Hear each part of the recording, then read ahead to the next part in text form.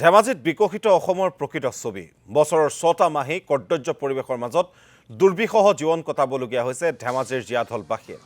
চৰকাৰী আঁচনিৰ প্ৰকল্প নিৰ্মাণত বিসংগতিৰ বাবেই জীয়াটো ভুগিবলগীয়া হৈছে তিনিখনকৈ গাঁৱৰ ২ শতাধিক পৰিয়ালে কেইবাশ কোটি টকাৰে চৰকাৰে মথাউৰি নিৰ্মাণ কৰিলে যদিও জীয়াঢল পৰিয়া উজনি কেঁকুৰি মাছ কেঁকুৰি আৰু নামনি কেঁকুৰিৰ গাঁৱৰ পৰা ওলাই যাব পৰা নাই আবদ্ধ পানী যাৰ ফলত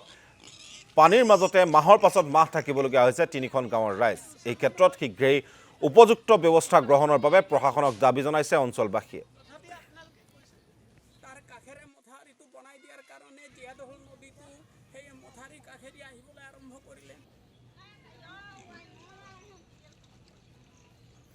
আৰু দৃশ্যাংশ আমি আপোনালোকক দেখুৱাইছোঁ চৰকাৰী আঁচনি নিৰ্মাণৰ বিসংগতিৰ ফলতে এতিয়া জীয়াটো ভুগিবলগীয়া হৈছে তিনিখনকৈ গাঁৱৰ ২ শতাধিক ৰাইজে ধেমাজিৰ জীয়াঢল পৰিয়াৰ ৰাইজৰ আজিৰ এই দুৰৱস্থা এই সন্দৰ্ভত সতীৰ্থ সঞ্জীৱ কৰৰ এক প্ৰতিবেদন আছে আগবঢ়াইছোঁ বৰ্তমান মই উপস্থিত আছোঁ ধেমাজি বিধানসভা সমষ্টিৰ অন্তৰ্গত কেঁকুৰি অঞ্চলত ইয়াত তিনিখন গাঁও উজনি কেঁকুৰি মাছ কেঁকুৰি আৰু নামনি কেঁকুৰি নামৰ তিনিখন গাঁৱত কেইবা শতাধিক পৰিয়ালে বাস কৰে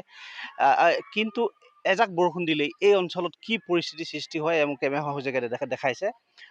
বহাগ মাহৰ পৰা আহিন মাহলৈকে প্ৰায় ৬ মাহ ধৰি এই অঞ্চলৰ প্ৰত্যেকটো ঘৰ এনেদৰে যদিও বা তেওঁলোকৰ চাংঘৰ কিন্তু চাংঘৰ হ'লেও চাঙৰ তলত এনেদৰে এককাল এবুকুলৈকে পানী ৬ মাহ তেওঁলোকে ইয়াত থাকিব লগা হয় অহা যোৱা কৰাত অসুবিধা হয় তেওঁলোকে যিটো নিত্য নৈমিত্তিক কাম ধান শুকুৱাই হওক বা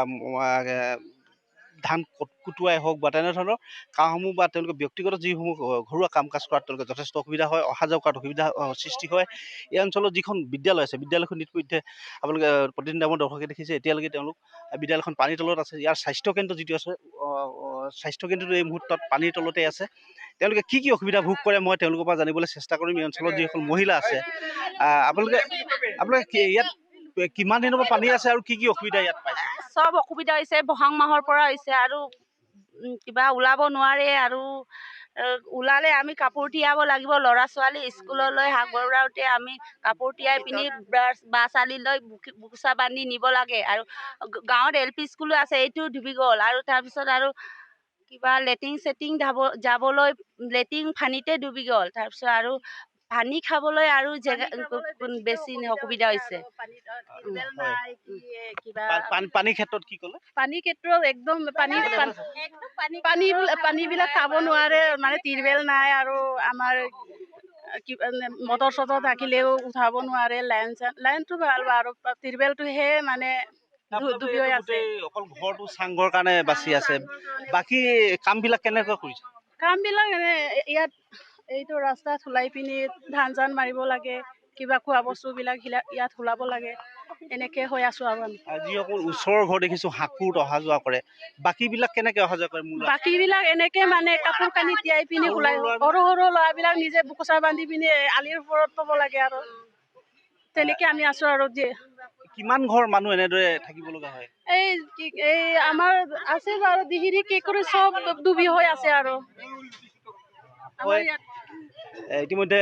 গম পাইছে যে কি ধৰণৰ ৬ মাহ ধৰি কি এক অৱৰ্ণনীয় পৰিস্থিতি তেওঁলোকে ভোগ কৰিব লগা হয় আৰু ইয়াৰ মূল কাৰণটো হ'ল জীয়াঢল যি নদীৰ মথাউৰি জীয়াঢল নদীৰ মথাউৰিত যিখন চুইচ গেট স্থাপন কৰিছিল জলসম্পদ বিভাগৰ পৰা তাৰ ফলতে এই সমগ্ৰ যিটো এই অঞ্চলৰ গাঁওবাসীয়ে ভুগিব লগা হৈছে মই জানিবলৈ চেষ্টা কৰিম এই যে যিটো পৰিৱেশ হৈছে গোটেই ৬ মাহেই পানী থাকে কিয় হ'বলৈ পাইছে ইয়াৰ মূল কাৰণটো মথাউৰি নিৰ্মাণৰ যিটো আঁচনি লৈছে সেইটো ভুল হৈছে তাৰমানে যিটো গতি দিশত মথাউৰি নিৰ্মাণ কৰিবৰ কাৰণে ৰাইজে বিভাগীয় কৰ্তৃপক্ষক বা চৰকাৰক আবেদন জনাইছিলে তেওঁলোকে মতালিভাৱে স্থানীয় ৰাইজৰ কথাৰ ওপৰত কোনো গুৰুত্ব নিদিয়াকে এচাম মানুহৰ বেনিফিটৰ স্বাৰ্থত কি কৰি দিলে তেওঁলোকে এই মথাউৰিৰ এলাইনমেণ্টটো তেওঁলোকে কৃষিজীৱী ৰাইজৰ কৃষিভূমিৰ মাজলৈকে ঠেলি গাঁৱৰ ভিতৰলৈকে ঠেলি বনোৱাৰ ফলত এই গাঁৱত আবদ্ধ হোৱা যিখিনি পানী ওলাই যোৱাৰ যিটো ৰাস্তা আছিলে চমৰাজান ব্ৰিজটো বন্ধ কৰি দিলে বন্ধ কৰি দিয়াৰ পিছত এতিয়া সেই নদী পানীখিনি ওলাই যাবৰ কাৰণে ৰাস্তা নোহোৱা হ'ল অন্য হাতেদি যিটো তেওঁলোকে ইয়াৰ পানীখিনি ওলাই যাবৰ কাৰণে চুইচ গেট বনাইছে সেই চুইচ গেটৰ হেৰিটো কি হৈছে যেন যিহেতু মথাউৰিটো জীয়াঢল নদীখন মথাউৰিৰ কাষলৈ চাপি আহিলে, চাপি অহাৰ কাৰণে গোটেই নদীটো সেইফালেদি বৈ থকাত বালি চিলটাপ কৰি নদীৰ বুকুটো ওখ হৈছে আৰু ভিতৰৰ গাঁৱৰ বস্তি অঞ্চলৰ সেইটো দ হোৱাৰ কাৰণে উল্টাই তাৰমানে চুইচ গেটটো খুলি দিলে, নদীৰ পানীখিনি গাঁৱৰ ভিতৰলৈহে সোমাই আহে, ইয়াৰ পৰা ওলাই নাযায়। আৰু ইয়াৰ পানীখিনি ওলাই যাবৰ কাৰণে যি ৰেলৰ এটা জীয়াঢল চাৰিআলিৰ পৰা প্ৰায় 1.5 কিলোমিটাৰ নামনি অংশত কালভাৰ আছে, সেই কালভাৰৰ যিটো হেৰি আছে সেইটো পুতি পুতি হাইলেণ্ড হৈ গৈছে, যোৱাৰ কাৰণে ইয়াত যিমানখিনি পানী জোৰেৰে ওলাই যাব লাগিছিলে সেইখিনি কেপাচিটি নোহোৱাৰ কাৰণে এই অঞ্চলৰ মানুহবিলাকে ভুগি আছে। আৰু এনেকুৱা অৱস্থা হৈছে, সঁচাই লজ্জাজনক কথা যে আজিৰ তাৰিখত যিহেতু শৌচ পেচাব কৰিবৰ কাৰণে মানুহৰ জেগা নাই। এতিয়া কি হৈছে,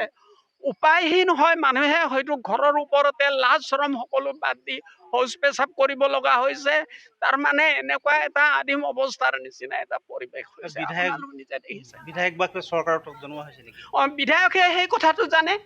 তেওঁ যেতিয়া ইয়াৰ এইবাৰ ইলেকশ্যন হৈছিলে, তেওঁতো দিহিৰ ৰাজহুৱা সভা পাতিছে, কৈছে এইখন গাঁৱৰ ৰাইজৰ অহা যোৱাৰ কাৰণে তেওঁ কি কৰিলে, এই যে ব্ৰহ্মাজান নদীখনৰ ওপৰত লোহাৰ দৰং বনাই দিম বুলি কৈছিলে, এইটো বনাই দিয়া নাই। এতিয়া আপোনালোকে চাওক, এই গাঁওখনৰ 4-5খন গাঁৱৰ মানে ইমান এটা জটিল পৰিস্থিতিত আছে। ইয়াৰ পৰা আপোনাৰ 2 কিলোমিটাৰ আঁতৰত জীয়াঢল হাইস্কুল আছে, কলেজ আছে, কিন্তু এতিয়া ব্ৰহ্মাজান নদী থকাৰ কাৰণে এই ৰাস্তা দি যাব নোৱাৰে। সেইকাৰণে আৰু এটা ৰাস্তা আছিলে আপোনাৰ ৰেলপথলৈ ওলাই যোৱাৰ কাৰণে উজনি কেঁকুৰিৰ পৰা, সেই পথটো কিয় 2020 চনৰ 21 জুন তাৰিখে জীয়াঢল বাৰণি পানীয়ে ছিঙি দিলে, কিন্তু সেইটো ৰিপেয়াৰিং কৰা নহ'ল। এতিয়া উপায় নাপায় আজি কি কৰিছে, আপোনাৰ উজনিকে গোটেই সমস্ত কেঁকুৰিৰ মানে কেঁকুৰি চাপৰি গাঁৱৰ মানুহে এতিয়া চমৰাজান হয়, পানী তোলা হয়, ওলাই জীয়াঢল কলেজ যাব লাগে, হাইস্কুলত যাব লাগে বা অফিচ পদূলি, য'ত 2 কিলোমিটাৰ ৰাস্তা আছে এতিয়া তাত 15-16 কিলোমিটাৰ ৰাস্তা। নিশ্চয়কৈ সঞ্জীৱ কৌৰ, এটা কথা যে জীয়াঢলৰ পানীয়ে এতিয়া এই কেঁকুৰিবাসীক সঁচাকৈয়ে জীয়াটো ভোগাইছে, অতি দুৰ্ভোগ ভুগিবলগীয়া হৈছে পৰিয়ালকেইটাই। এক আদিম অৱস্থাত তেওঁলোক জীয়াই থাকিবলগীয়া হৈছে বুলি তেওঁলোকে ইতিমধ্যে সদৰি কৰিছে। লগতে তেওঁলোকৰ সমষ্টিৰ বিধায়কগৰাকীৰ তেওঁলোকে দৃষ্টি আকৰ্ষণ কৰিব বিচাৰিছে। এই মুহূৰ্তত আমি ধন্যবাদ জ্ঞাপন কৰিছোঁ সঞ্জীৱক।